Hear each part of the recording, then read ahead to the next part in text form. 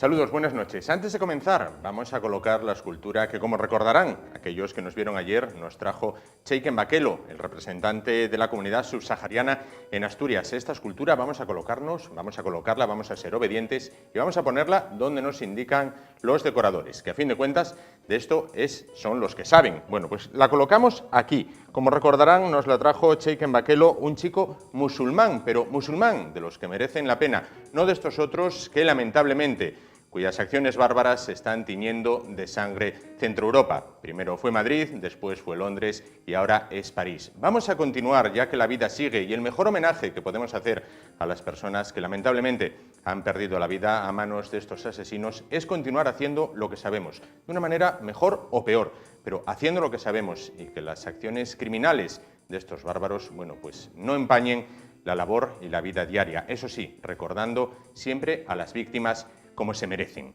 Hoy tenemos un programa en el cual está a caballo entre la salud y la naturaleza. Comenzaremos hablando de enfermedades raras en Asturias, más concretamente de Chiari y Siringomielia, ya que personas afectadas por la misma en nuestra región pues se van a reunir el próximo día 20 en el Cibercentro de La Lila para debatir acerca de esta enfermedad. Después hablaremos de senderismo, y es que para sendas, Asturias, eso sí, tenemos todo un tesoro natural para conocer, descubrir y explotar y disfrutar, sin duda. Continuaremos hablando con nuestros amigos del zoológico El Bosque. Nos traerán de nuevo pequeños amigos, valga la redundancia, esta vez mamíferos. Primero fueron aves y reptiles, bueno, pues ahora va a ser el turno para los mamíferos. Y finalizaremos con un tema que nos preocupa y ocupa, con una pregunta que muchos se vienen haciendo desde hace años. ¿Es posible dejar de fumar? ¿Requiere mucho esfuerzo? Bueno, pues personal de la Asociación Española contra el Cáncer nos responderán a esta pregunta. Como siempre, ya lo saben, tienen un correo electrónico disponible para mantenerse en contacto con nosotros y también con nuestros invitados. Ahí lo tienen en pantalla, ye@esasturias.tv. Pueden dirigirse a nosotros o a nuestros invitados para plantear todo aquello que quieran. Cabecera y comenzamos. Esto es Ye, la Y asturiana, en Es Asturias Televisión.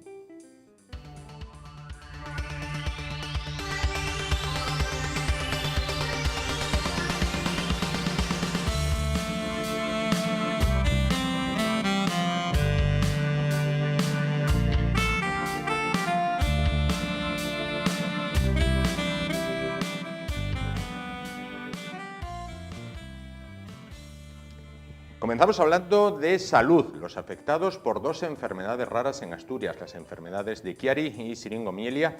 Bueno, pues tienen una cita ineludible el próximo día 20 en el Cibercentro de La Lila, en la calle La Lila, aquí en Oviedo. Bueno, pues durante esta jornada distintos especialistas pues van a hacer una apuesta en común con todos ellos acerca de estas dos enfermedades raras que afectan a asturianos y que por ahora, bueno, pues la cura pues es todavía difícil. Para hablar de todo ello se encuentra con nosotros la presidenta de la asociación Chispa, Dulce González. Dulce, buenas noches. Buenas noches. Dulce, estás muy nerviosa, pero ya verás como todo va a salir bien y vas a poder explicarnos perfectamente qué es Chiari, qué es Siringomielia.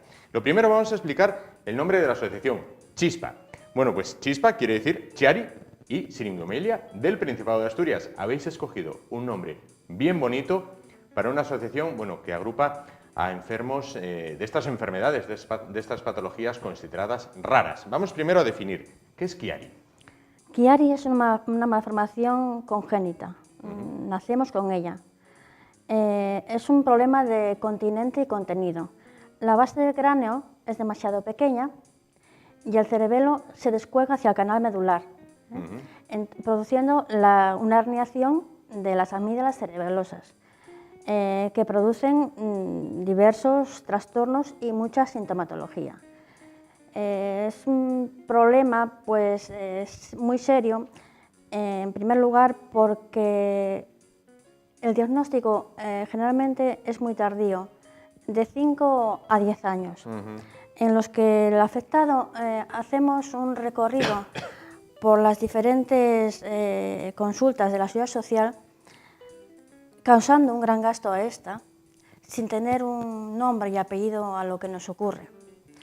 Y la enfermedad es degenerativa, esta sigue avanzando y es un problema muy serio tanto para el enfermo como para el familiar, porque el enfermo acaba, en la mayoría de los casos, con una depresión muy grande al no ser entendido ni por la familia, ni por el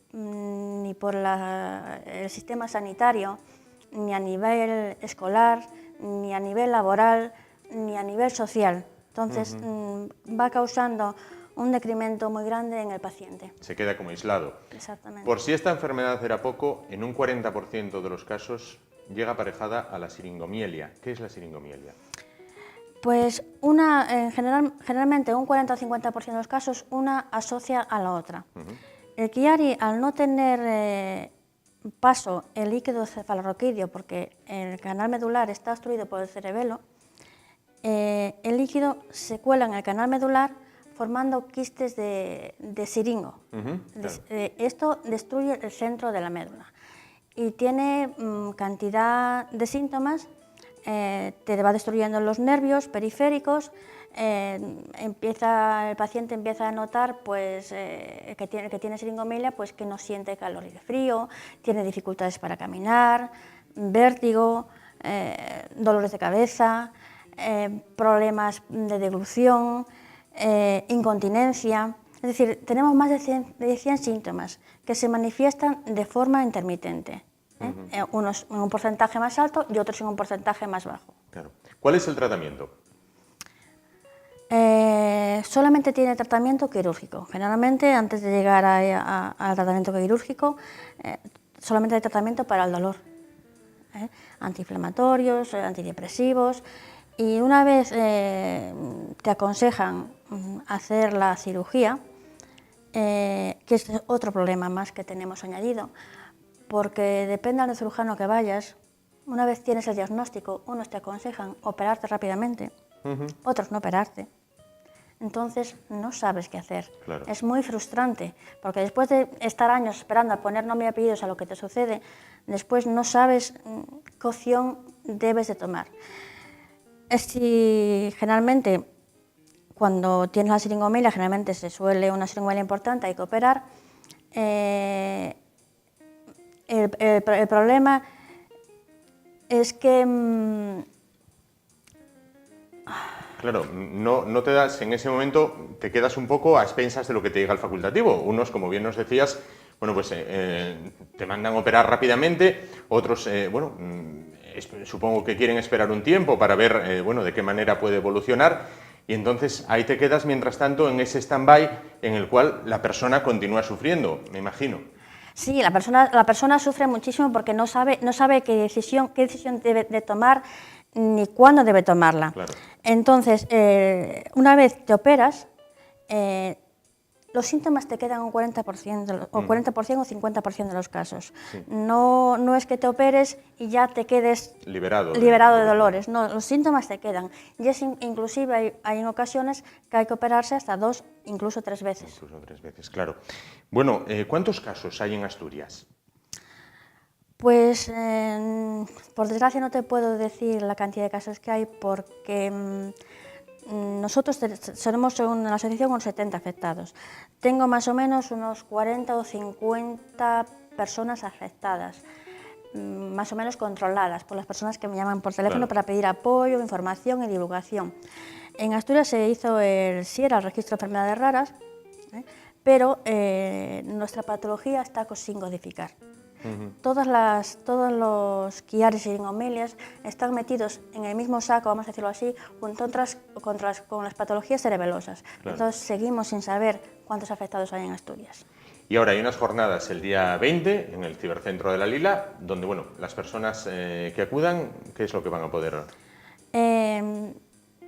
Tengo que agradecer públicamente a los ponentes José Luis Besteiro, neuropsicólogo clínico, y al neurocirujano José María Torres Santamarina, que hay 4 años empezaron a comenzar un estudio sobre los problemas neuropsicológicos que padecemos, que no hay nada sobre los problemas que tenemos. Nosotros nos quedamos en blanco, como habéis podido ver, me ha pasado a mí hace un ratito. Pero no pasa nada. Nos quedamos en blanco, no podemos expresarnos, tenemos pérdida de memoria, dificultad para...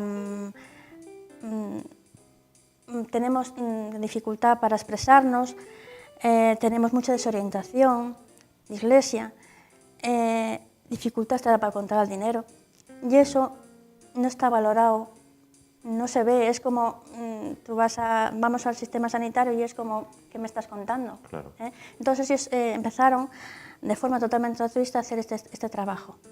Yo sé que vamos a presentar el próximo viernes en el Cibercentro Alila.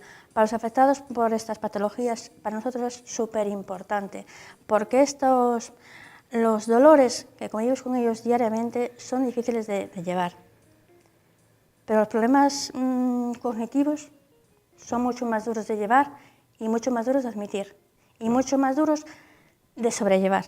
Entonces, para nosotros es muy importante, van a exponer, a contarnos la primera parte del trabajo que están realizando y para nosotros estamos muy agradecidos y muy orgullosos de poder contar con su colaboración. Claro.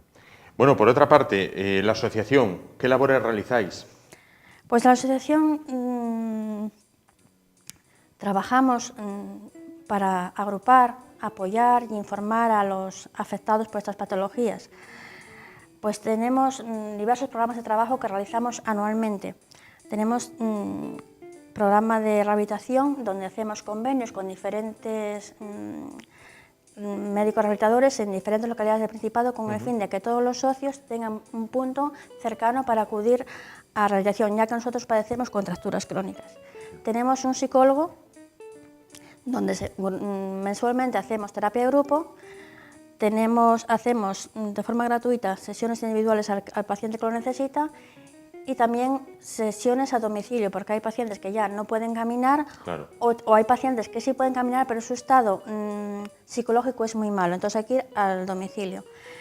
Después también tenemos Foniatra aquí en Oviedo y trabajamos con el programa Teramar de Gijón para hacer el circuito termal.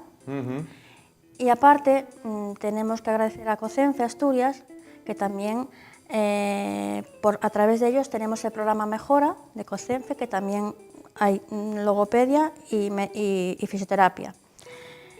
Y todo esto pues ayuda un poco a mejorar la calidad de vida del paciente. Claro. Y se me olvidaba, tenemos también el taller de teatro terapéutico. De eso te iba a preguntar después, pero quería recalcar un poco desde la asociación, esa ayuda psicológica es extensiva también a los familiares, porque los afectados lo sufrís, pero la familia también lo tiene que sufrir. Es ¿no? extensiva a la familia, sí. El apoyo psicológico se da al socio, al afectado y al familiar, porque es un problema de ambas partes. Es muy difícil para el enfermo la situación en la que está viviendo, que a veces es muy incomprendido. Es muy incomprendido por las personas que conviven con ella. Entonces, es muy importante dar a conocer la situación en la que está viviendo al familiar, la situación que está viviendo el enfermo, pero también al enfermo hacerle ver la situación que está viviendo el familiar. Entonces, por eso damos la terapia de apoyo psicológico, se da a la familia. Ahora sí, quería que me hablases del teatro terapéutico. En la página web vuestra, bueno, se habla de ello y me pareció una iniciativa verdaderamente maravillosa.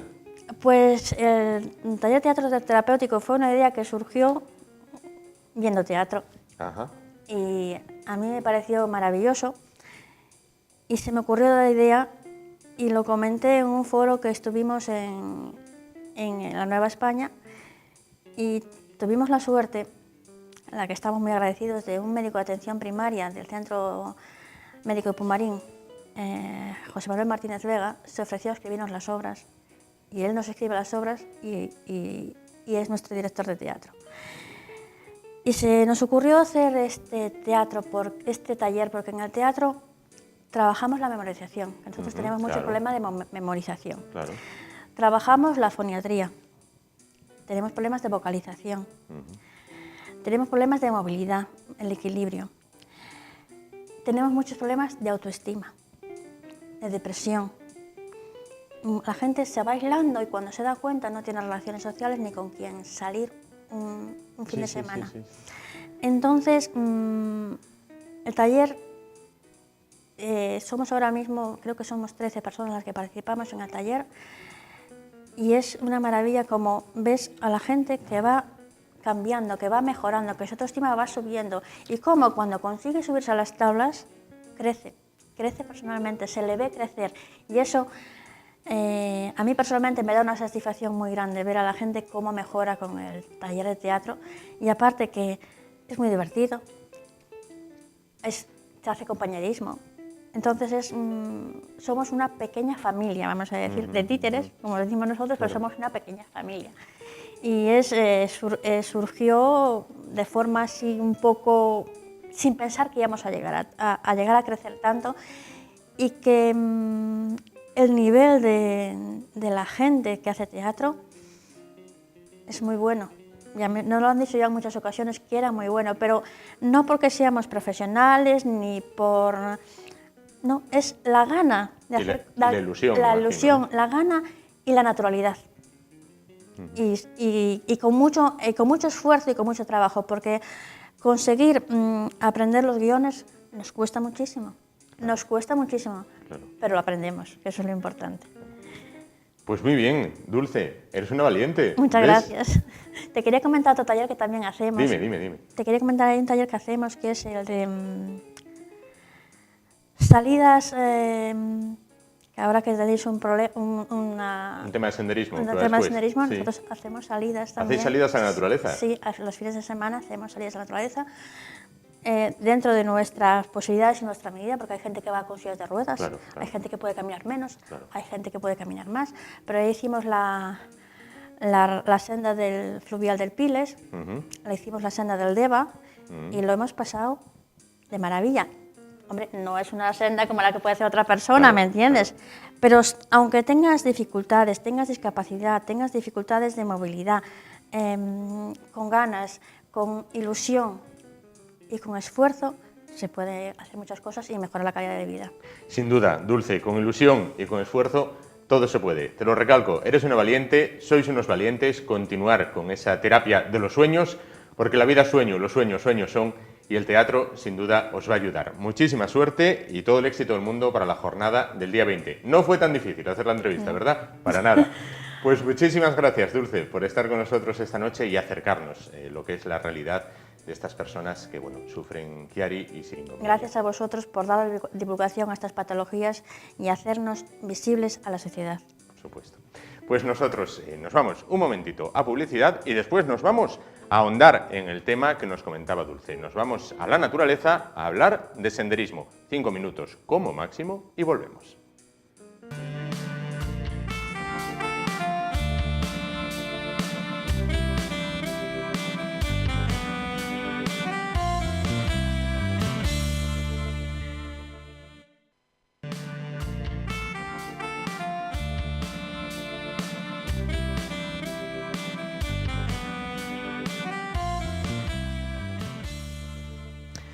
Bien, pues a vuelta a publicidad continuamos. Tal y como hablábamos antes con Dulce, vamos a hablar de senderismo, pero ojo, vamos a hablar de senderismo y muchas cosas más. En un momento lo van a ver. Se encuentra con nosotros el presidente de la Asociación Sendas de Asturias, Manuel López. Manuel, buenas noches. Hola, buenas noches. Bueno, pues vamos a comenzar hablando de lo que es el senderismo y después ya hablamos de las otras cosas, de los otros apartados. Lo primero, la primera pregunta es obligada. ¿Asturias es un paraíso para las sendas y los senderistas? Asturias es un paraíso para las sendas, para los senderistas y para muchas cosas más.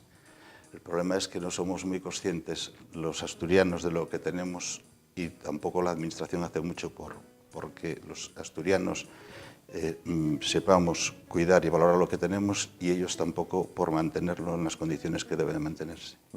Quizás si el patrimonio, pienso, esto es una reflexión, si el patrimonio natural que tenemos en cuanto a sendas, naturaleza en sí, lo tuvieran en otras regiones, ya no digo de España, sino de Europa, bueno, pues estaría mejor tratado.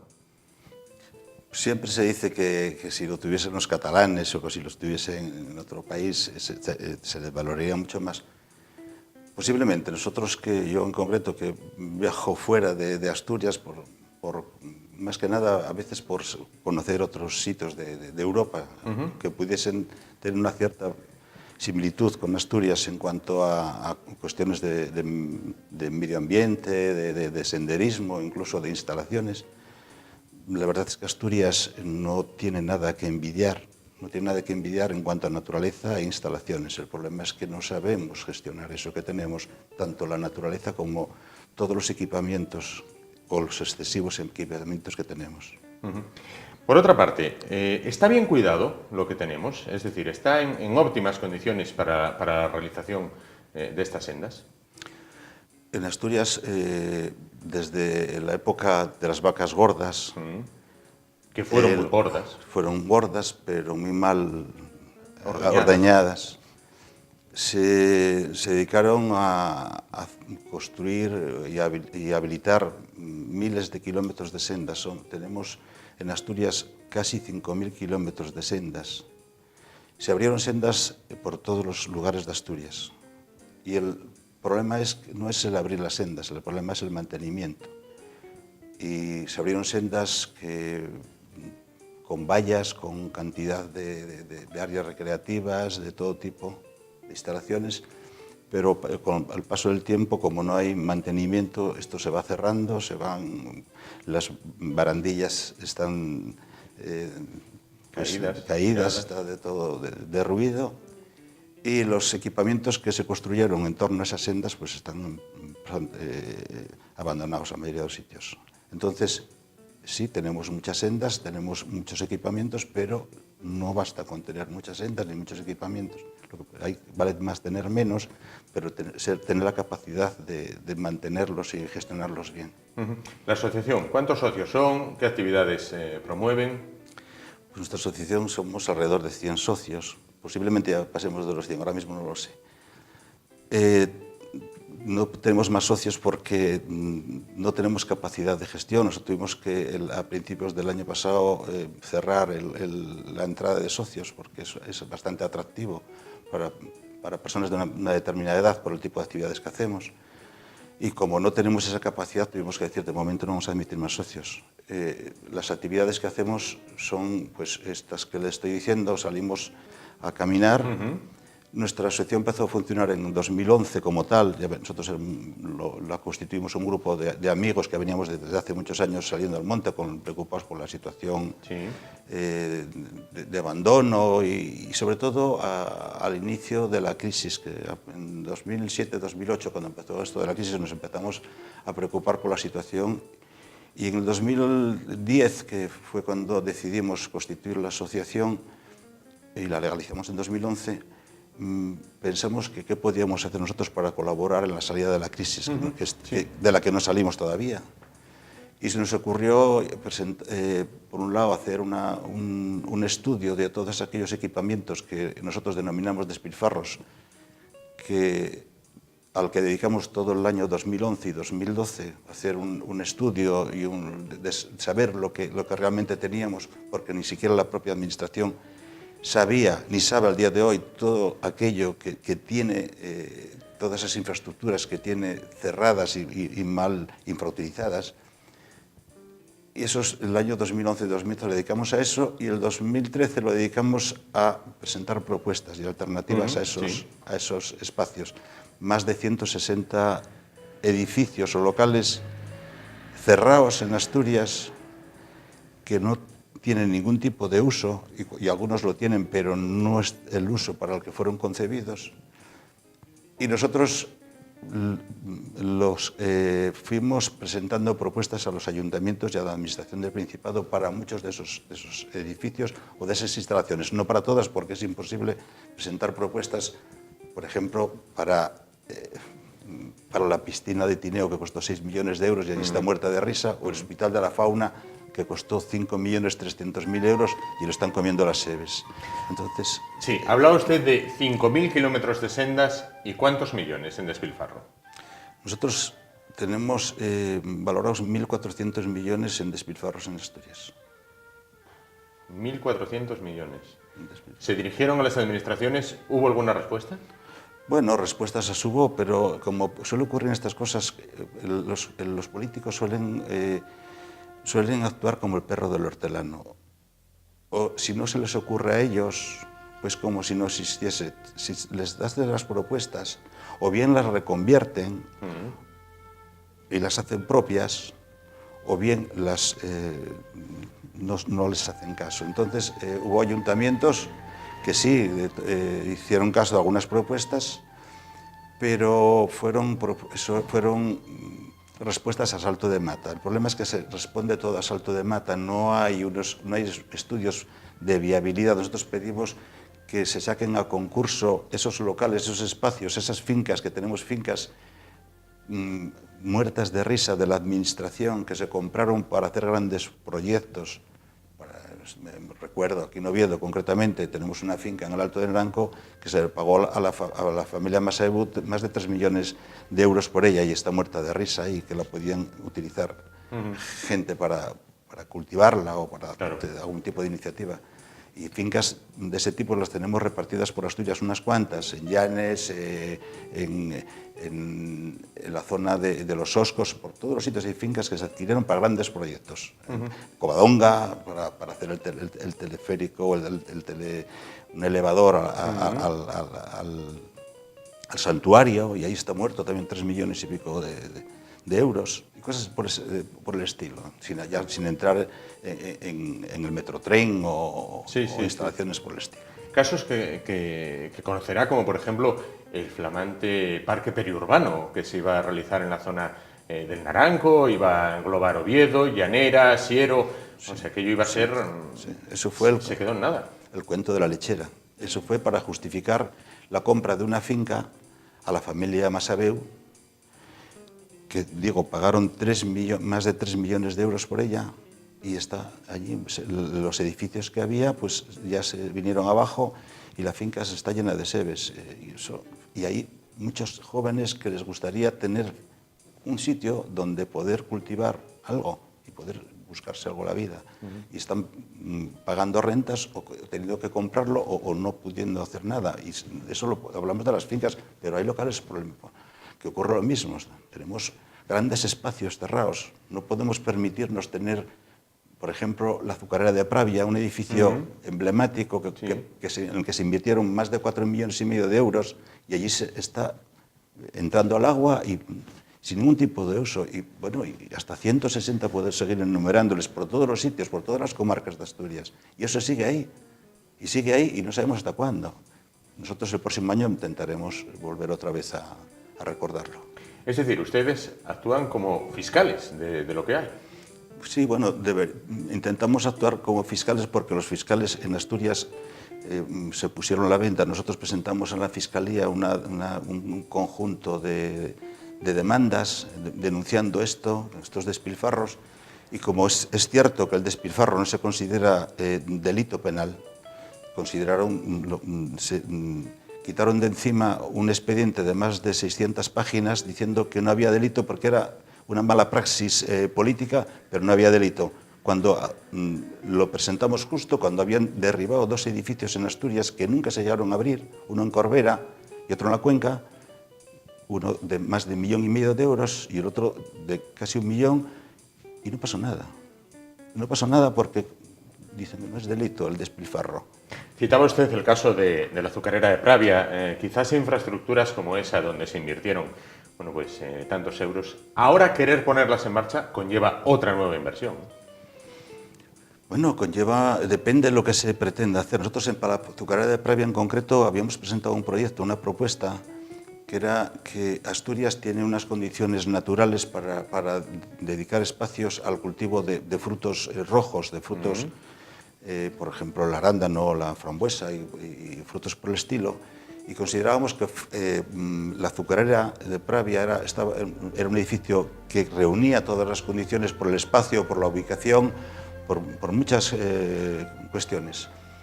Y decíamos que ahí se podía centralizar. Era un centro de distribución y de promoción de ese tipo de productos, y no empezar, como ocurre siempre en Asturias, en cada sitio a montarse su chiringuito y hablar de la asociación de productores del kiwi o de la fresa, de Candamo, de Arriondas o donde sea. Somos una comunidad pequeña y no podemos pretender tener de todo en cada sitio. Es un error, como ocurre con los museos. No tiene sentido tener 7 u 8 museos etnográficos en Asturias cuando recorres Asturias hoy día de un lado a otro en poco menos de 3 horas o 3 horas y media, que te puedes desplazar a cualquier sitio. Vale más tener menos equipamientos, pero tenerlos bien y darles contenido y garantizar que estén bien atendidos, que estén por profesionales y que estén abiertos. Pues podemos poner ejemplos cientos. Podemos hablar bueno, por ejemplo, hace unos días cerraron la Casa del Agua. Cerraron la Casa del Agua pues, con unas instalaciones en las que se invirtieron bastante dinero, que es una pena, que es interesantísimo, pero hay una mala gestión administrativa. No es posible que en Asturias todos los colegios no conozcan lo que es la Casa del Agua y cómo se genera la energía, cómo se genera a través del agua. Pues eso es un ejemplo, como es el ejemplo del Museo Etnográfico. Tenemos el Museo Etnográfico de Quirós, que unas grandes inversiones y está cerrado la mayoría del año y el contenido deja bastante que desear. Tenemos el museo emblemático, que es el de Grandas, que es una maravilla. Claro. Y cosas por el estilo. Es que no hicimos demasiadas... se hicieron las cosas a golpe de ocurrencia. Tuvimos unos gestores verdaderamente desastrosos y es una pena porque eso, bueno, esperemos que no se vuelva a repetir, claro. Claro. ¿Y ahora sería una utopía querer volverlo todo a un uso racional? No, nosotros precisamente lo que pretendemos y lo que esperamos hacer el año próximo, el 2016, que es como retomar, porque es un poco largo de explicar, fue tanto lo que vimos y tanto el despilfarro que vimos durante el año 2011, 12 y 13, que el 14 y el 15 lo dedicamos a visitar iniciativas de personas particulares, empresas, que sin ningún tipo de ayuda o con pequeñas ayudas están buscando la vida y se están haciendo cosas interesantísimas en Asturias, que la mayoría de los asturianos ni las conocen. Tenemos gente que está trabajando en fabricación de cerveza, la miel, todos aquellos productos que nos da esta naturaleza que tenemos, que no están lo que tendrían que estar apoyados por la Administración. Y eso es lo que estamos haciendo durante este año pasado y que estamos para un poco tomar oxígeno. Tomar oxígeno porque, oye, es muy desagradable ver qué uso hacen de tus impuestos. Y todas estas personas que están por ahí todavía, algunos en cargos políticos, como premio a esa estupenda gestión. Y algunos todavía están de consejeros ahora mismo o de consejeras, que cortaron muchas cintas y siguen por ahí. Entonces, tenía que dar la cara de vergüenza cada vez que pasan por un edificio de estos o por una senda abandonada que tanto bombo y platillo se les dio cuando fueron a inaugurar. Vamos a hablar otra vez de lo que son las sendas. Quizás la más conocida sea la Senda del Oso. La Senda del Oso es una senda que yo le tengo especial cariño, porque yo estoy muy vinculado a la Senda del Oso. Yo paso la mayoría de las tardes en la Senda del Oso. Yo tengo una cabaña en Villanueva de Santo Adriano, un espacio preciosísimo. Y la Senda del Oso no sabemos realmente el valor, es lo que tenemos. Realmente la Senda del Oso, pocos sitios puede haber con el entorno, con el trazado, bueno, por la historia como la Senda del Oso. El problema es que, como lo que estaba comentando, se trabaja en la Senda del Oso, todavía al día de hoy no sabemos a quién le pertenece la Senda del Oso. Parece ser que últimamente se está aclarando la situación y se decide que cada tramo de senda corresponde al ayuntamiento. A cada ayuntamiento como el de Proaza, que es por donde más transcurre la Senda del Oso, no puede afrontar ese mantenimiento de una senda que tiene tantos miles de usuarios durante el año. Demasiado. Y no nos preocupamos del mantenimiento. La Administración en la Senda del Oso es un eje vertebrador de todo el Valle del Trubia, o de los valles del Trubia, de Quirós y de Teberga. Es una de las alternativas o salidas económicas al valle, un valle que estaba vinculado a la fábrica de armas y a la minería, y eso está, la minería desaparece y la fábrica de armas en decadencia. Entonces, no lo sabemos cuidar, no se dedica el dinero que había que dedicarlo y el esfuerzo que había que dedicarle. Y se sigue, como digo, funcionando a salto de mata, y de vez en cuando nos encontramos que hay un accidente y que hay una desgracia, entonces todos queremos buscarle una solución. Y no puede ser, es una cutrada mantener una senda que viene gente de todos los lugares de Europa. Ahí viene de Francia, de Alemania, de todos los sitios. Y después con la paradoja que es si es aparte del entorno natural, es una senda con el trazado que es para todos los públicos. Se amplió la senda en Quirós y en Teberga en lugares que son absolutamente inaccesibles, con unos desniveles del 12 y el 14%, que es de forma absurda, y se gastó ese dinero para la ampliación cuando realmente no se podía mantener lo que había. ¿Y en cuanto al Camino de Santiago? Más de lo mismo. El Camino de Santiago tuvimos unas autoridades que yo digo, entre comillas, no iba a decir no paletas, porque no es paleta, pero es que ignorantes, que pensaban que potenciar y cuidar el Camino de Santiago era estaban vinculados a la Iglesia o a ser cristianos, y es un gran error. El Camino de Santiago es aparte de lo que es un camino de cultura y de conocimiento. Hubo quien dijo en un concejo limítrofe Oviedo, creo que no me quisiera equivocar, que fue Las Regueras, hubo quien dijo: yo no voy a cuidar el Camino de Santiago porque yo no voy a misa. Pero es que eso es de ignorantes. El Camino de Santiago, que yo hice el Camino de Santiago desde Oviedo, desde Roncesvalles, y es de los viajes más interesantes que puedes hacer en tu vida. Y a mí me pasó eso. Es decir, no es el camino por llegar a Santiago, ni por lo que conlleva el tema religioso. Es un camino de intercambios, de culturas, de conocimiento. Está considerada la autopista más antigua de Europa. Claro, y nosotros tenemos la suerte de tener unos trazados por donde transcurre el Camino de Santiago de los más hermosos, y de unas instalaciones que podían ser pioneras en todo el recorrido de Santiago. Tenemos unos monasterios fabulosos en el Camino de Santiago que se nos están cayendo. Nos está cayendo Cornellá, nos está cayendo Bona, nos está cayendo todo. Y nos está cayendo, bueno, el Santorín de Bedón, que ya está en ruina. Entonces, esas cosas, y que se esté cayendo unos edificios tan emblemáticos en el Camino de Santiago, y que se gaste tanto dinero en otras cosas que no tienen ningún sentido, que se esté estropeando las pinturas del prerrománico, esté el románico en decadencia, los edificios, y que se invierta dinero en esas cosas, esas ocurrencias, es lo que te inclina como ciudadano, y de ahí que nosotros tuviéramos que tomar algo de respiro. Y termino con el Camino de Santiago. Me parece que los responsables de gestionar, los políticos que tienen responsabilidad de gestionar el Camino de Santiago, lo primero que tendrían que hacer es hacer el Camino de Santiago, caminarlo, conocer la gente y saber lo que hay en torno al Camino de Santiago. Eso es lo que tendrían que hacer. Pues ojalá Manuel López, presidente de la Asociación Sendas de Asturias, estos indignados verdes de las sendas, bueno, estos fiscales de lo que es el patrimonio asturiano. Muchísimas gracias por estar con nosotros esta noche. Muchísimas gracias por aportarnos el vídeo que hemos podido ver, extraído de su página web.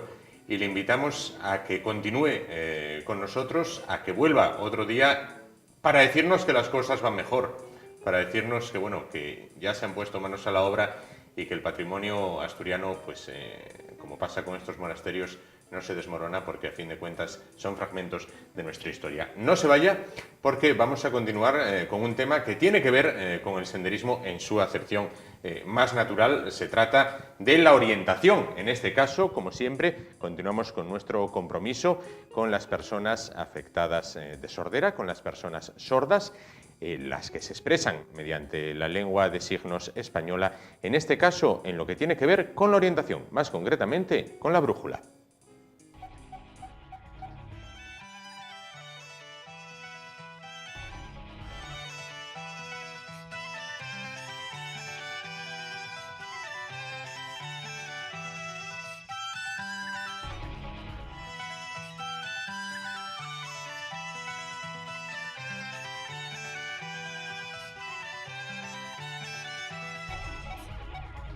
Bien, pues no hay excusa para perderse. No nos podemos perder de ninguna de las maneras. No se pierdan porque nos vamos, pero volvemos. Volvemos dentro de 2-3 minutos de a vuelta de publicidad con más asuntos que esperamos sean de su interés. Hasta ahora.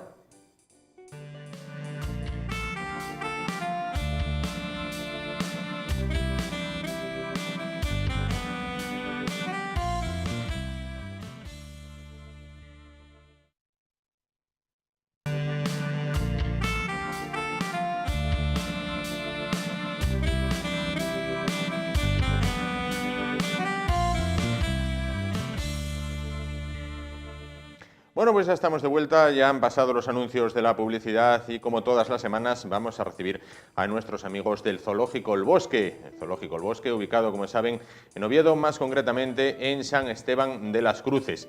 Bueno, han venido 4 invitados desde el Zoológico El Bosque que paso ya a presentarles. Vamos a comenzar por la única dama entre los presentes. Se trata de Carol Almeida, veterinaria del Zoológico El Bosque. Buenas noches. Buenas noches. Bueno, y junto a ella, pues ya nos ha acompañado durante estas semanas Roberto Álvarez, estudiante en prácticas del Zoológico El Bosque. Buenas noches. Buenas noches. Bueno, pues cada uno de ellos, pues como van a ver, tiene un pequeño amigo que nos acompaña esta noche. Si primero el turno fue para las aves y después para los reptiles, en este caso el turno es para los mamíferos. ¿Y qué mamíferos? Vamos a hablar de las cobayas y de las ratas. Carol tiene una cobaya que responde al nombre de Peter. Bueno, mientras que Roberto, ahí la cobaya bien tranquilita, mientras que Roberto, y en este caso también está muy tranquilita, tiene una rata común, una rata de las de siempre, una rata de andar por casa, podemos decir, que responde al nombre de Stifler. Vamos a comenzar por la cobaya que tiene Carol. Bueno, Carol, ¿qué nos puedes comentar en líneas generales acerca de este pequeño animal con esa carita tan simpática? Bueno, pues es un animal que proviene de Sudamérica. En esos lugares se llama cuy, no cobaya, y es un animal que no se usa como animal de compañía como en Europa, digamos, sino que como alimento. De hecho, bueno, muchas personas dicen que está muy buena. No.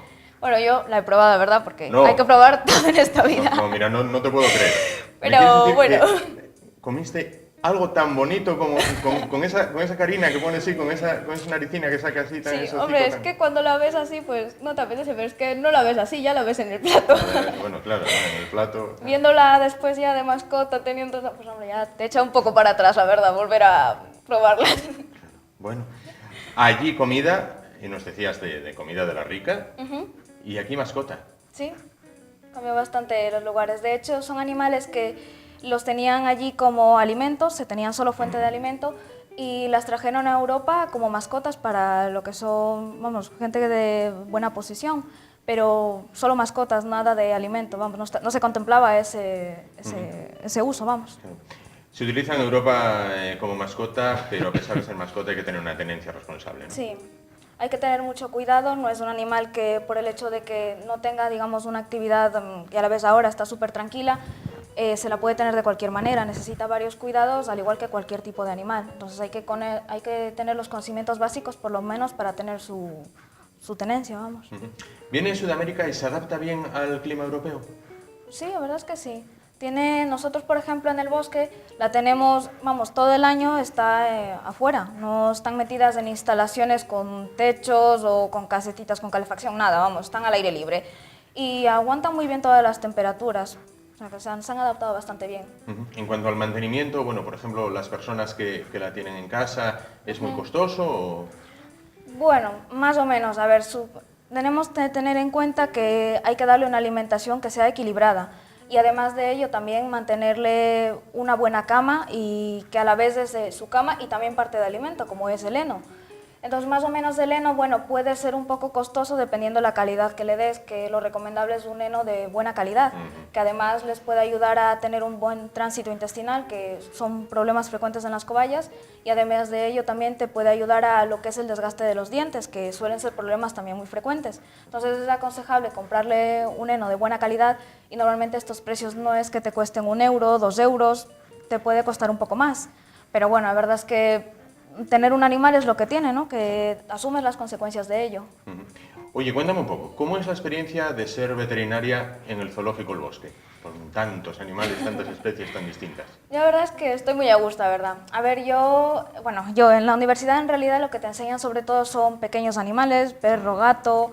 Puedes pasar un poco por lo que son grandes especies, vacas, cabras, rumiantes, en fin, incluso abejas, peces. Sí. Pero lo que es el mundo exótico, pues te dan pequeñas pinceladas porque digamos, animales que están empezando el auge ahora, en esta época.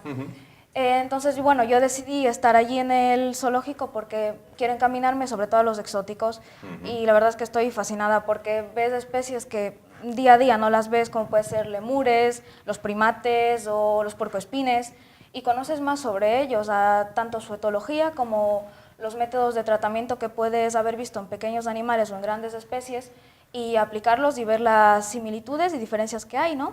Entonces, la verdad que a mí me encanta la experiencia, ¿verdad? De poder aplicar todo lo que sé y encima de eso, pues tener, digamos, el reto personal de poder investigar más sobre otras especies que tú no has visto y eso, y la verdad es que para mí es un reto personal, digamos. Cada vez ver un caso y ver, por ejemplo, mira, este animal tenemos tales síntomas y empezar a investigar sobre esa especie porque es algo que no lo ves, ¿no? Te tienes que sentir un poco como una doctora de urgencias.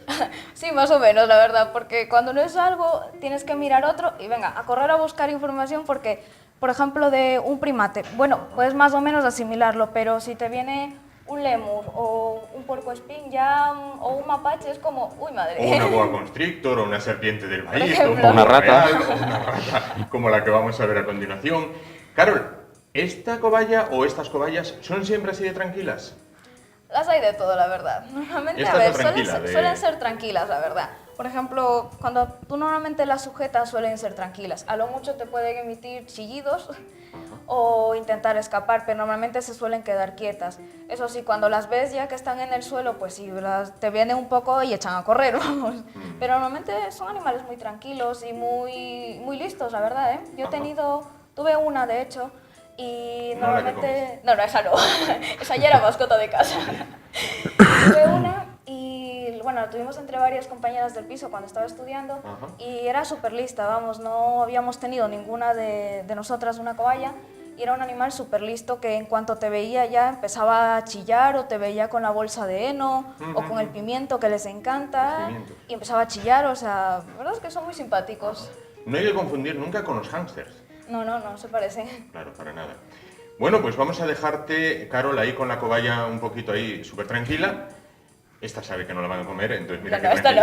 tranquilita está, claro, pobre. Si fuera la otra, pues andaría ahí ya. Sería correr ya. Y vamos a ir con Roberto, que tiene un animal quizás de los que peor prensa han tenido a lo largo de los tiempos, a lo largo de la historia. Si el otro día con las serpientes decíamos que ya desde la Biblia venían mal vistas, estas desde el principio de la historia se las ha asociado con todo lo malo.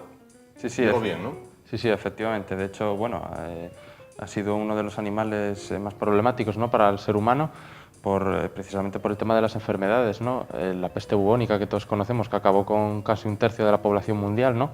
Pues ya ves que es un animal que durante los siglo tras siglo ha ido pues cogiendo mala fama, ¿no? Precisamente por eso, porque son animales que en estado salvaje se alimentan de los desperdicios de las personas y bueno, pues eso, transmiten muchas enfermedades y pues no están bien vistas, claro, simplemente por la sociedad. Señalar para tranquilidad de los espectadores que son, bueno, susceptibles a ver ratas, que en este caso Stifler, que así se llama, ha nacido en cautividad, ha sido criada, digamos, a biberón, nos decías, ¿no? Sí, ha sido criada desde pequeñita, desde el mes de vida, ¿no? Que es aproximadamente cuando ya se separan de los padres y empiezan a comer por sí solos y explorar, etc. Y bueno, pues sí, efectivamente, pues fue criado desde pequeñín y bueno, pues ya ves que ni se inmuta, ¿no? Es súper tranquila, pues bueno, es súper cariñosa, muchas veces se te acerca para que la des de comer. Ya te digo, son animales que a pesar de lo que la gente piense, ¿no?, son animales que pueden aportar muchas cosas, ¿no? Sobre todo, pues eso, el tema de la inteligencia. Son animales muy inteligentes. Hay vídeos en YouTube, por ejemplo, en los que puedes ver auténticas maravillas, ¿no?, de ratas trepando por cuerdas, subiéndose a una rueda, etc. O sea, son animales muy inteligentes. Inteligentes y, corrígeme si me equivoco, adaptativos. Yo en una ocasión leí, allá donde está el hombre, está la rata. Sí, sí, efectivamente, las ratas se han adaptado, han huido del campo, ¿no?, de lo que es la zona rural, y han ido a la zona urbana, ¿no?, donde viven los seres humanos, precisamente por el tema de los desperdicios, ¿no? Las personas, claro, el tema de los vertederos, los alimentos que tiramos, pues son alimento para ellas. Entonces, claro, se han adaptado perfectamente a la vida en el medio urbano. Además, quería preguntarte por un mito, si es mito o no. Oye, ¿son tan apasionadas del queso? Sí, sí, la verdad es que el queso les vuelve locos, tanto a las ratas como a los ratones, ¿eh? Les vuelven locos el queso. Es arrimárselo y Y para allá. Y para allá, sí, sí. Además es muy blando, que a estos animales, las cosas blandas, pues como que les causa, les da más ganas de comerlo, ¿no? Y el queso, vamos, les encanta. Claro. Luego, paradojas del destino y de los tiempos, ¿no? Bueno, antiguamente en las casas se andaba con ellas prácticamente a escobazos y, sin embargo, nos comentabas que hay países en los que son mascotas, pero mascotas como aquí un perro o un gato, ¿no? Sí, sí, aquí también en España. Por ejemplo, bueno, aquí en Asturias, también al haber menos gente joven, ¿no? Un poco, pues no es un animal muy común de ver en estado doméstico. Pero, por ejemplo, en Madrid hay mucha gente que las tiene de mascotas. No tantas como en otros países, por ejemplo, Estados Unidos. En Estados Unidos, ahí, vamos, es un animal totalmente normal como mascota. Igual que puedes tener un conejo o una cobaya, pues allí mucha gente tiene ratas. Y muchas ratas. Igual te hablo de gente que tiene 6 ratas o 7 en su casa. 6 ratas en casa. Sí, sí. De hecho, vi una vez un artículo en una página web de una mujer que le llamaban la mujer de las ratas. Eran un matrimonio y tenían, no sé si 30 y tantas ratas en su casa, era exagerado. Y iban por su casa, tenían preparadas escaleritas y cuerdas y tal, y los animales iban por la casa. A ver, no hay que llegar nunca a un extremo, ¿no? Evidentemente, pero bueno, para que veas que hay gente que totalmente las tiene como mascotas. Oye, ¿de qué se alimenta Stifler? Bueno, pues las ratas, como todos deben de estar pensando, comen de todo, ¿no? Comen absolutamente de todo. Son omnívoras, son animales omnívoros, comen desde carne hasta fruta, frutos secos, comen prácticamente de todo. Hay piensos elaborados para ratas, en el mercado podemos encontrar, es verdad que no hay una variedad, o sea, no hay mucha variedad, ¿no? Como por ejemplo puede ser el caso de las cobayas, que puede haber muchas marcas disponibles, ¿no? Y muchos tipos de productos. Pero en las ratas pues también podemos encontrar piensos elaborados para ellas. Y bueno, pues los piensos suelen constar de cereales, también pellets, ¿no? de comida extrusionada, ¿no? De origen animal. Sí. Sobre todo también necesitan proteínas en su dieta, ya que son animales que también comen carne, ¿no? Si tú les das un trozo de pollo cocido, se lo va a comer. Claro, claro. Y le des lo que le des, se lo va a comer, ¿no? Entonces, bueno. Stifler, en este caso, come a la carta. Pero si tú un día se escapase o la dejaras en la calle, ¿qué ocurriría? Bueno, yo creo que es una buena pregunta. No estoy muy seguro de qué pasaría, ¿no? Pero yo creo que no sobreviviría, ¿no? Lo primero, por lo que te dije, ¿no? Porque está criada desde pequeña con nosotros. Entonces es verdad que una parte de su instinto y de su paquete genético le va a indicar ciertas cosas, ¿no? Como la búsqueda de alimento, etcétera. Pero yo creo que no va a saber encontrarla, ¿no? Sobre todo el tema del agua, etcétera. Las ratas salvajes, ellas saben perfectamente dónde están las fuentes de alimento, dónde están las fuentes de agua, ¿no? Esta rata, pues no creo que tenga ese instinto tan... Instinto, claro, claro. no creo que lo encuentre con tanta facilidad, ¿no? Claro. Oye, estábamos viéndola en el plano que nos servían los cámaras. Bueno, pues esa carita tan similar a la del famoso Ratatouille, ahí lo tenemos.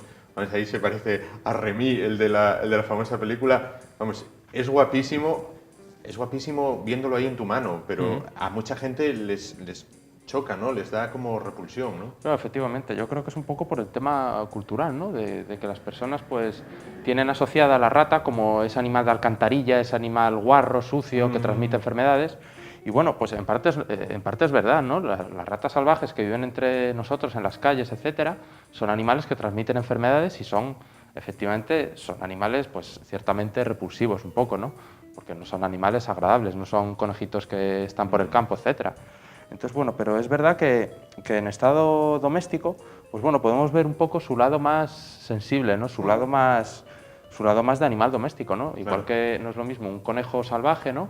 Que un conejo que está en casa, ¿no? Que claro, pues el animal está habituado a las personas, es más cariñoso, pues esto pasa un poco lo mismo, ¿no? También hay que decir que dentro de las ratas no solo son de este color, ¿no? Dentro de las ratas domésticas hay muchísimas razas, hay muchos colores, hay desde color agutino, que es como el beige, hay negras y blancas, que seguro que la gente las conoce, son las domésticas, son las que se conocen, las más normales, ¿no? Hay blancas también, albinas, negras, o sea, hay muchos tipos. ¿Y la diferencia entre rata y ratón?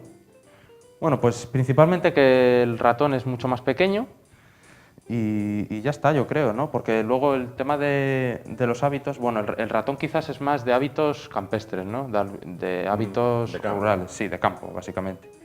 Y la rata es más de ciudad, ¿no? Pero principalmente el tamaño, ¿no?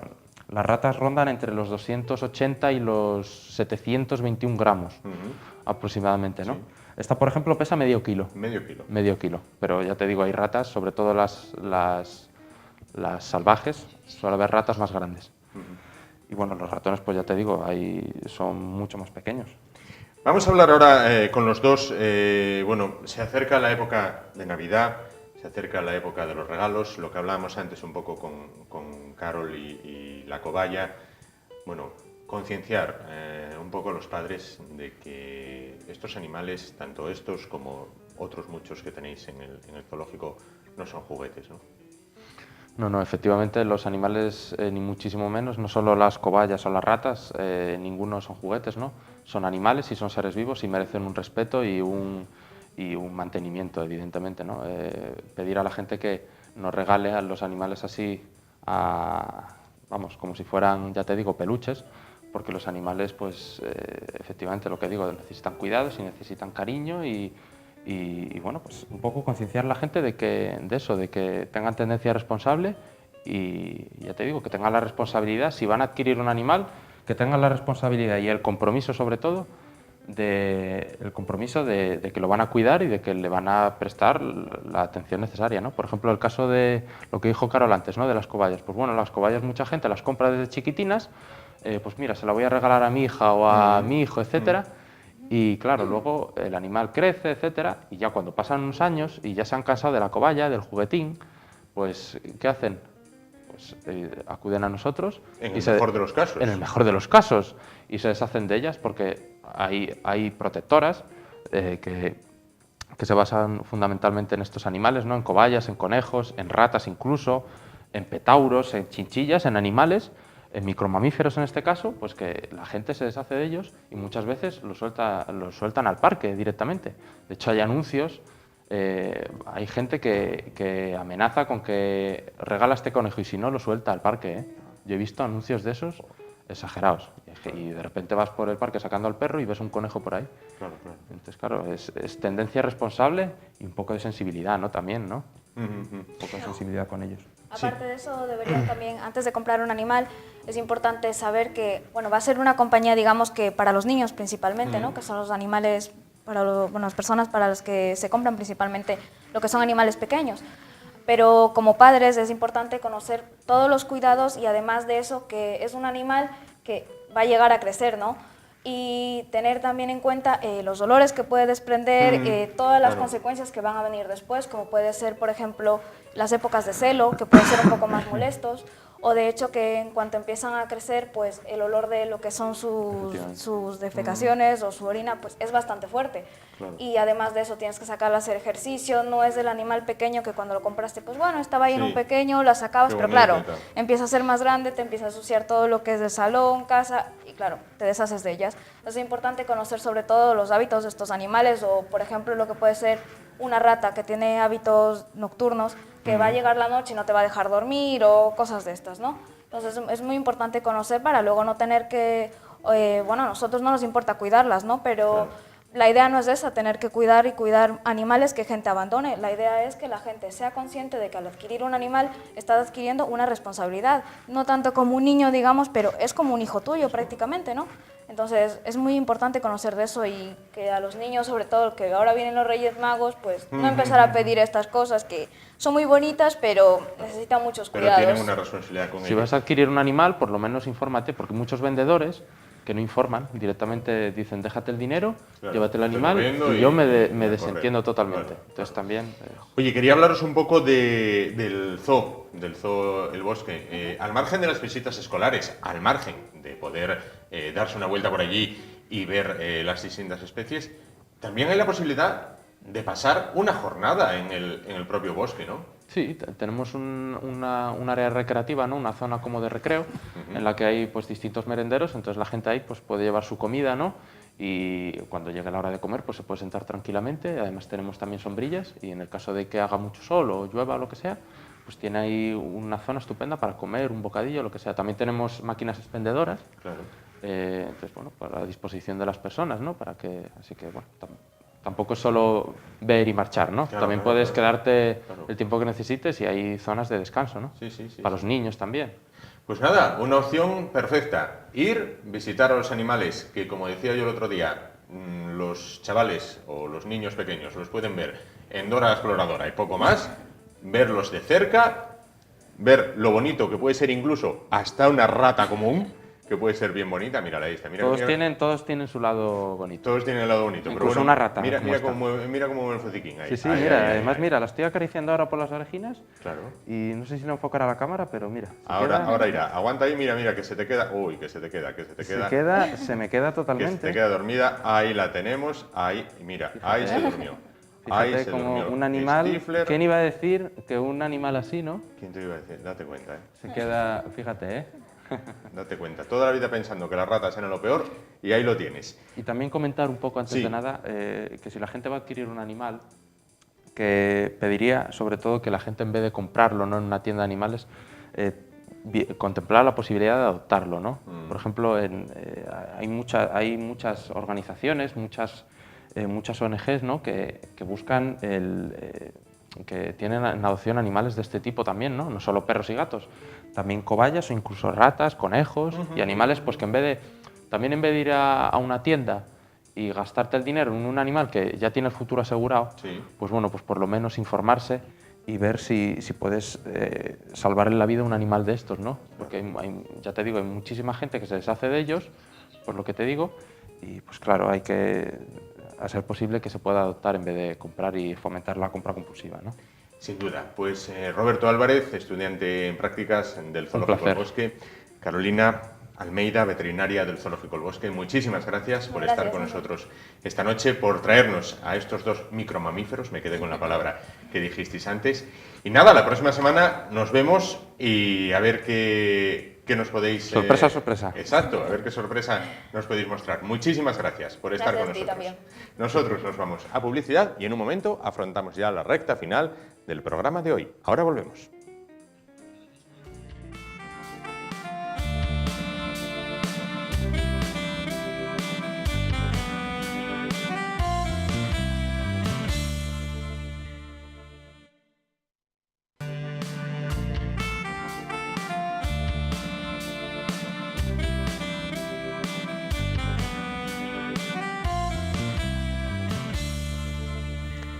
Y afrontamos ya la recta final del espacio de hoy, de esta Y asturiana de hoy. Si al principio hablábamos de salud, en el ecuador del programa hablábamos de naturaleza, para finalizar vamos a volver a hablar de salud y de voluntariado. Para hablar de todo ello se encuentra con nosotros Martín Escandón, psicólogo de la Asociación Española contra el Cáncer y también coordinador del programa de voluntarios y colaboradores. Buenas noches. Hola, buenas noches. Bueno, pues vamos a comenzar hablando del tabaco. Supongo que la pregunta que se la habrán hecho 1000 veces, pero también nuestros espectadores también se la habrán hecho otras miles de veces. ¿Es posible dejar de fumar? Bueno, por supuesto, de hecho, pues un porcentaje importante de la población española, que eran fumadores y fumadoras, bueno, pues han conseguido dejar de fumar. Vamos, te diría que sí y con mayúsculas, sin ninguna duda, claro que se puede dejar de fumar. Es difícil, es difícil, supone un esfuerzo, pero claro que se puede, por supuesto. ¿Fuerza de voluntad o hay terapias que verdaderamente funcionan? Bueno, vamos a ver, evidentemente claro que hay terapias que funcionan. Ese término de fuerza de voluntad que creo que se utiliza, por ejemplo, un anuncio en televisión de chicles de nicotina, yo desde luego discrepo. Creo que dejar de fumar no es una cuestión de fuerza de voluntad, más bien deberíamos decir que es una cuestión de toma de decisión. Es decir, de que la persona tiene que estar en un estadio que denominamos el estadio de preparación, que supone que esa persona, ese fumador o esa fumadora, tiene claro que el tabaco no puede seguir formando parte de su vida. Entonces, cuando se llega a ese estadio es cuando decimos que ese es el momento en el que el fumador o la fumadora puede plantearse realizar un intento serio de abandono del tabaco. De dejar de fumar. Cuando una persona deja de fumar o intenta dejar de fumar, imaginémonos una persona que lleva 20, 30 años fumando y un buen día dice, bueno, pues se acabó, dejo de fumar, ya sea por toma de decisión, como bien decía usted, o por siguiendo un tratamiento. ¿Es cierto que mientras que vaya contando los días y semanas y meses que lleva sin fumar, aún no lo ha dejado? Quiero decir, ¿cuándo podemos decir he dejado de fumar? Bueno, vamos a ver. No, yo lo que te quería decir era que hay una toma de decisión y después de esa toma de decisión lo ideal es dejarlo con una terapia de apoyo, ambas cosas. Lo de cuándo podemos considerar que hemos dejado de fumar, posiblemente la respuesta que te voy a dar resulte aparentemente desalentadora. Yo, por ejemplo, estoy en contra de la denominación de que alguien que ha fumado durante 20 o 30 años pasa a ser exfumador. Es decir, creo que cuando somos adictos al tabaco, lo somos el resto de nuestra vida. Lo que sucede es que podemos dejar de fumar. No podemos dejar de ser adictos, pero podemos dejar de fumar. Nosotros, a nivel estadístico, normalmente utilizamos el plazo de en torno a un año. Es decir, cuando una persona lleva un año sin probar un cigarrillo, consideramos que esa persona ha abandonado el tabaco. Lo cual no significa que porque hayan pasado 2 o 3 años, o 5 o 10, ya tengamos la certeza o la seguridad de que esa persona no puede volver a tener una recaída. La recaída puede producirse aunque hayan pasado 10, 15 o 20 años. Es más, creo que el tener claro que esa recaída se puede producir, además hay estadísticas reveladoras, por ejemplo, personas que llevan un periodo muy largo de tiempo sin fumar y que se fuman un par de cigarrillos, por encima del 90% vuelven a fumar.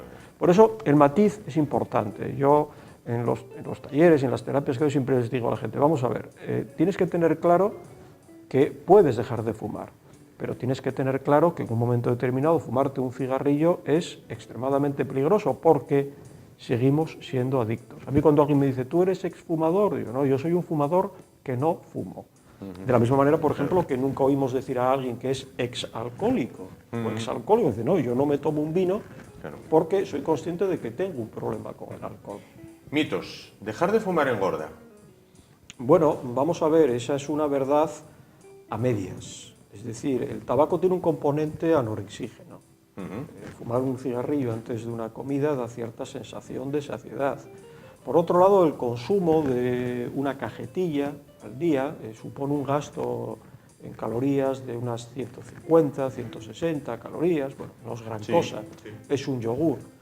De tal manera que yo siempre planteo lo mismo, a aquellos a los que les preocupa o las preocupa que si dejan de fumar van a engordar, lo que les invito es a que elaboren, apunten en la libretita qué es lo que desayunan, comen y cenan habitualmente. Y si cuando dejan de fumar siguen comiendo lo mismo, pueden coger 1,5 kilos, 2 kilos, 2,5 kilos, pero básicamente esos 2 kilos o 2,5 kilos son de masa muscular que se recupera, porque hay una mejora en el metabolismo. Todo lo que sea pasar de esos 2 kilos implica necesariamente que se está comiendo más, aunque a veces esa persona no sea consciente. Por eso te decía que es una verdad a medias. Es decir, sí, la tendencia es a comer más, por el componente anorexígeno y porque muchas veces, pues para, digamos, calmar esa ansiedad que tenemos sobre todo las primeras semanas, pues hay gente pues, que come y que come de un modo compulsivo. Pero no es exacto decir que porque dejemos de fumar vamos a engordar. Si dejamos de fumar y comemos más, evidentemente engordamos.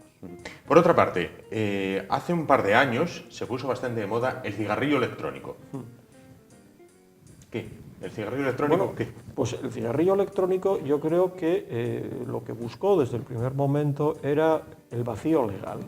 Es decir, vamos a buscar el medio de que, a través del cual la gente que quiere seguir inhalando pues pueda hacerlo dentro de espacios cerrados. Desde luego, no es ninguna terapia recomendada para dejar de fumar el cigarrillo electrónico.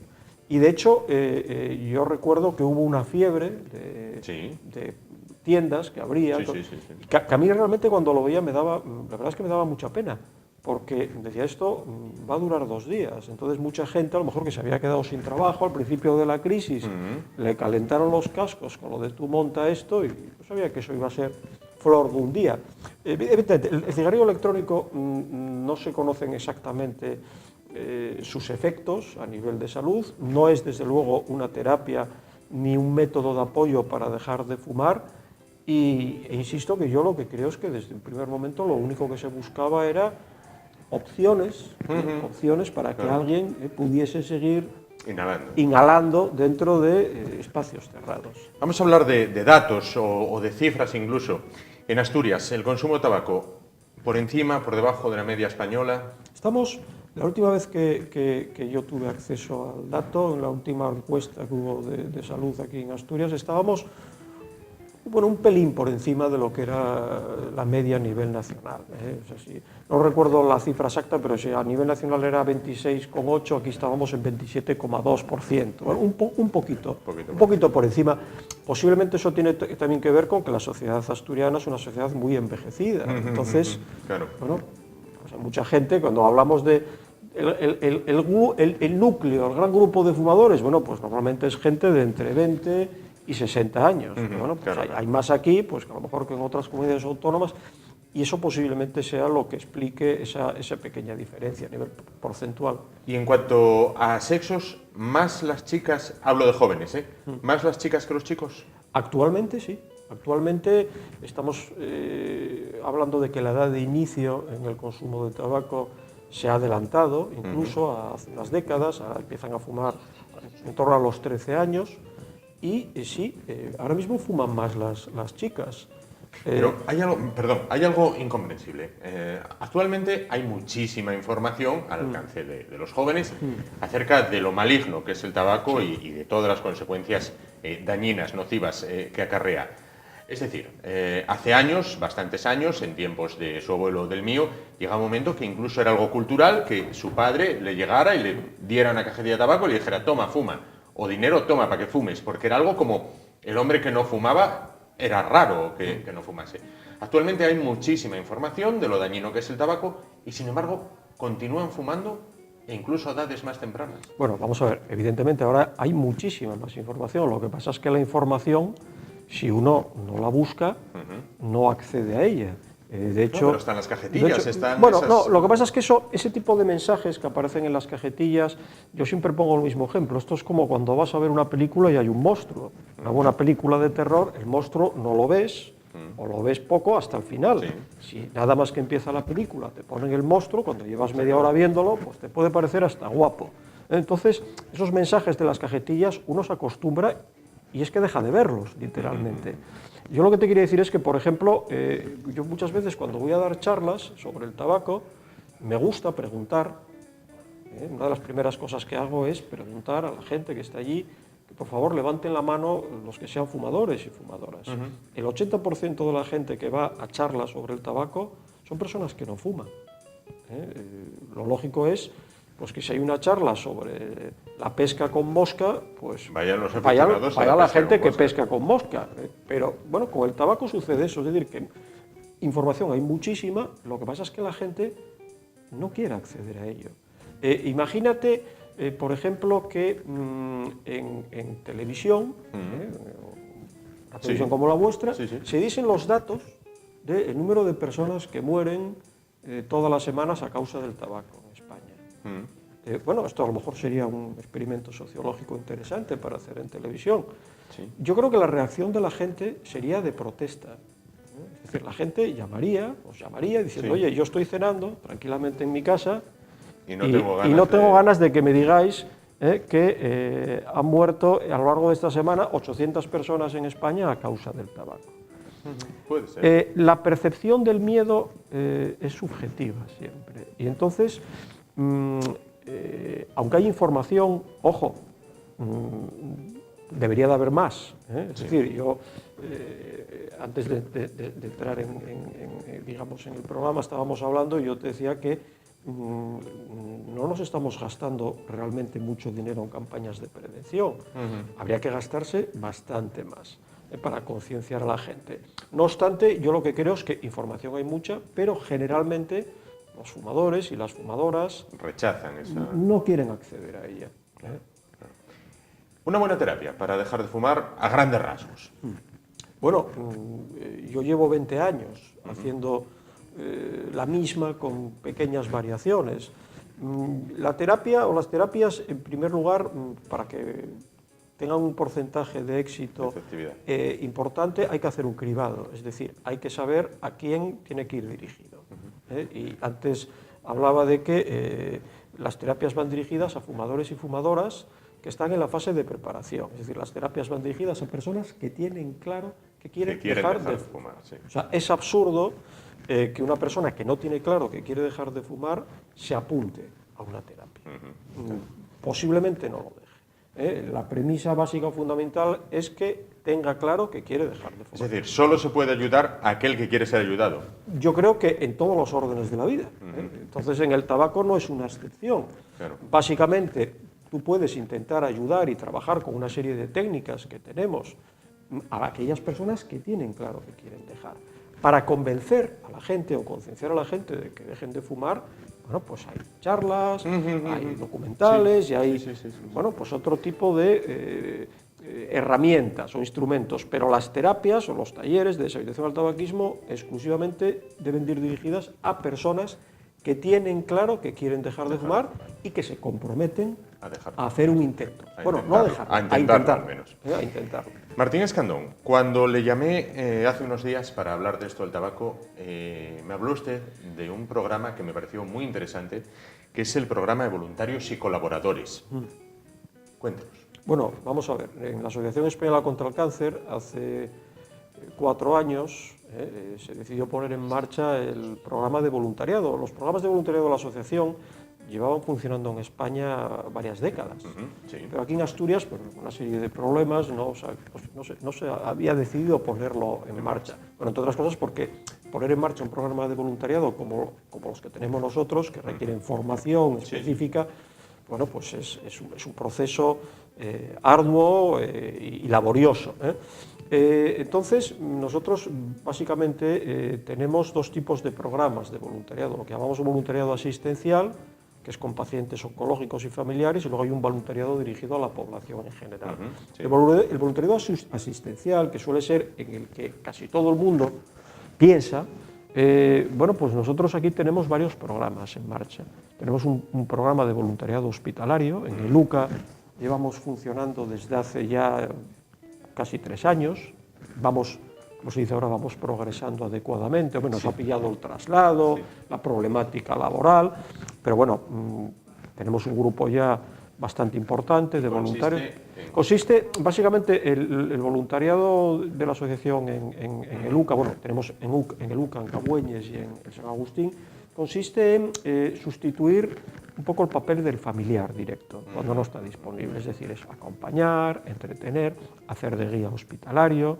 También, por ejemplo, a través de trabajo social de UCA recibimos demandas pues, para acompañar, por ejemplo, a tratamientos de quimioterapia. Imagínate, pues un señor que viene de Navia y que viene solo y que es un señor mayor, bueno, pues necesita alguien que lo guíe por el hospital.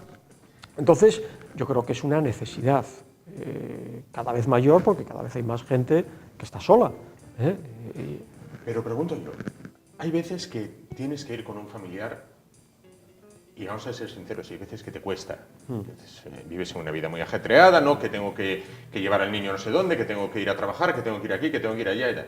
Entonces, ¿de qué pasta están hechas estas personas que sin tener ningún grado de parentesco con el paciente oncológico, es decir, no es alguien que rompió una pierna ni tuvo, no, oncológico, que puede ser que esa persona esté atravesando un momento muy, muy bajo? ¿De qué pasta están hechas estas personas que dicen, voy a gastar parte de mi tiempo en acompañarte? Bueno, pues estas personas, evidentemente, son personas